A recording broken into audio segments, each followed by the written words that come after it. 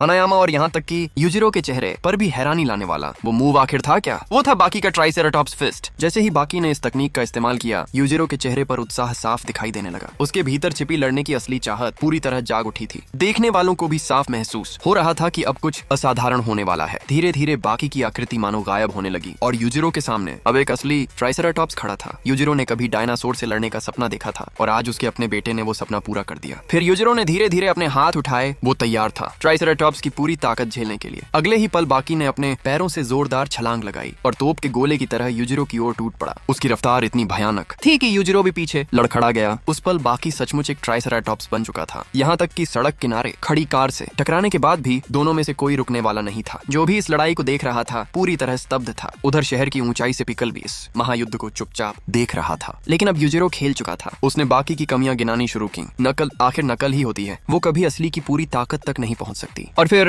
Yujiro ने फैसला किया कि अब वो बाकी को असली शक्ति दिखाएगा। पहले उसने बेयर फिस्ट स्टांस लिया, फिर मैंटिस फिस्ट, फिर क्रेन फिस्ट। लेकिन ये सब असली मकसद नहीं था। यूजिरो ने अपने हाथों को एक साथ जोड़ा, धीरे धीरे अपनी भुजाएं उठाई और अचानक इतनी शक्ति लगाई कि उसके कपड़े चिथड़ों में बदल गए। किसी के समझने से पहले ही उसके शरीर से चमकदार सफेद रोशनी फूट पड़ी। एक भयावह आभा चारों दिशाओं में फैल गई और जब रोशनी खत्म हुई तो सबके सामने प्रकट हुई यूजिरो हनुमा की दैत्याकार ओनीबैक। यूजिरो आखिर किसकी नकल कर रहा था? खुद की, क्योंकि उसकी नजर में उससे शक्तिशाली कोई और था ही नहीं। इसके बाद उसने हवा में एक मुक्का मारा और सिर्फ उस अदृश्य प्रहार की ताकत ही बाकी की ओर विनाश बनकर दौड़ पड़ी। लेकिन यूजिरो अभी रुका नहीं था। उसकी एक साधारण घूमती हुई किक भी ऐसी लगी मानो हवा और अंतरिक्ष तक को चीर देगी। यूजिरो जो कुछ भी कर रहा था उसका सिर्फ एक ही उद्देश्य था, ये साबित करना कि असली ताकत क्या होती है। और यही था यूजिरो हनुमा द्वारा स्वयं किया गया द लेजेंडरी यूजिरो फिस्ट।